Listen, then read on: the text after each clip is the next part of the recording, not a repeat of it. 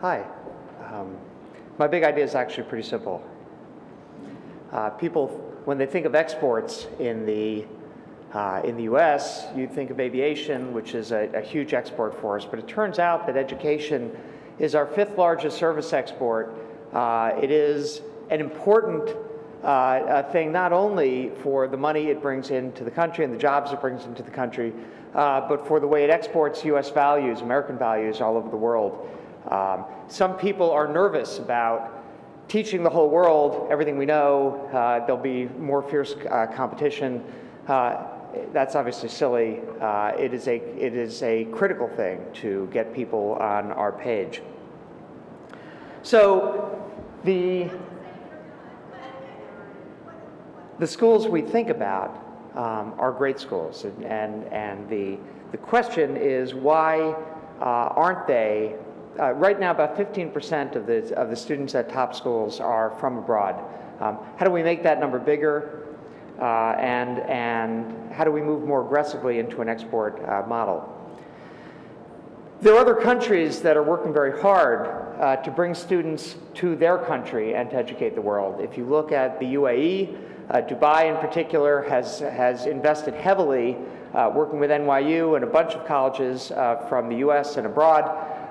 They want to be the education hub of the Middle East. Singapore has invested heavily to be the education hub of Southeast Asia and of Asia. And the question, if you're a student all over the world, is would you like to go to those countries or would you like to come here? And the answer is not just in American students and beautiful campuses.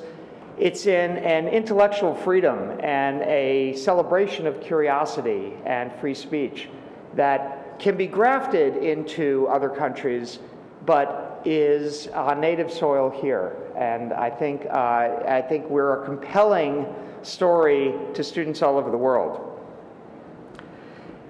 The for-profits would be the logical people to push on this. And in a lot of industries, for-profits have a pretty good reputation. The fact is that we don't begrudge Apple its profit, and you look at, I think they have more cash than the US government. Nobody has a problem with that because they make our lives better. Ditto the food and drug industries. When you look at for-profit education, on the other hand, it has developed a tough reputation. There are fewer and fewer people who believe that for-profit education in the US is working on behalf of students and on behalf of society as opposed to just making money. The right people to lead the charge are great schools. So the question is, why aren't great schools online? The answer is, it costs a lot to go online. It costs a lot to expand. By the way, there are 2 ways of expanding. One is to literally set up a campus, as NYU is doing in the Middle East.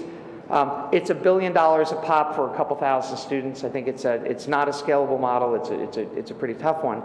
The obvious answer is to go online, and online right now is pretty much the purview of the for-profits. The reason that more great schools haven't gone online, number one, it costs a lot of money, $10 to $15 million to create and grow an online program of any quality.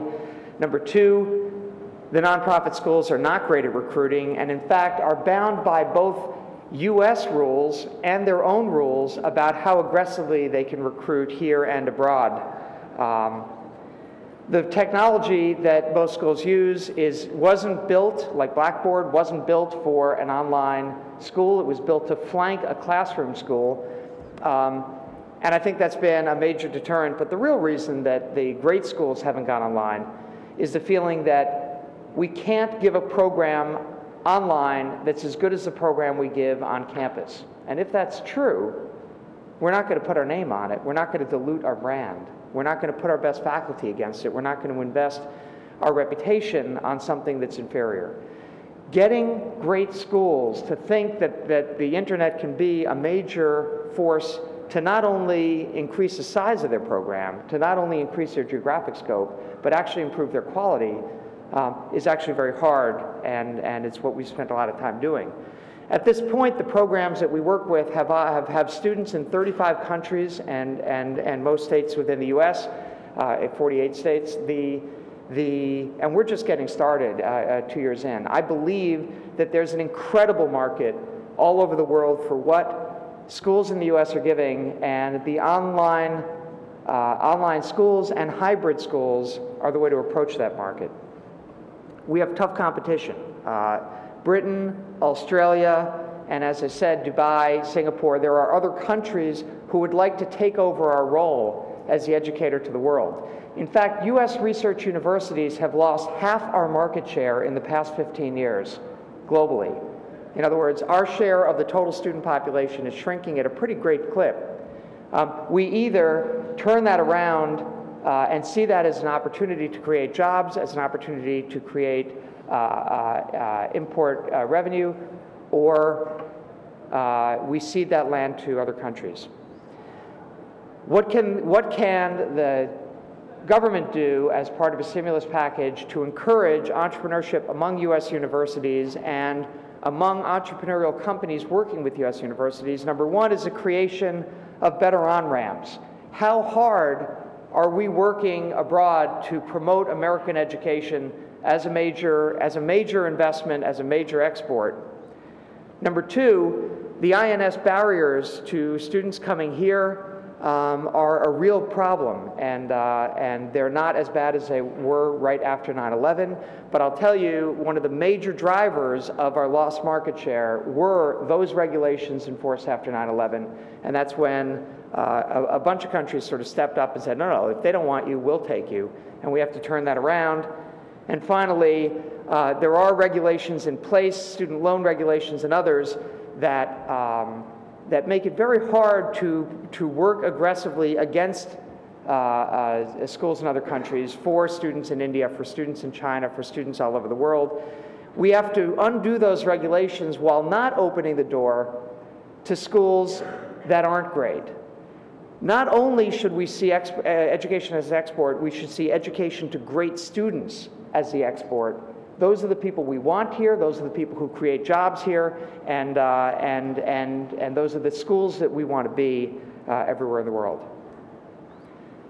Finally, and I know I'm over now, but there's just one last note.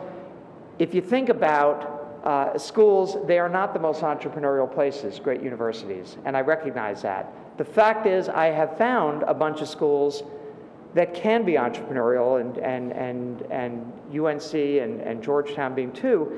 But you look at Facebook, Google, and just about every tech company, and they all started on campus. These schools are capable of promoting great entrepreneurship, are capable of being a major part of the story, and I think it's important to let them be that.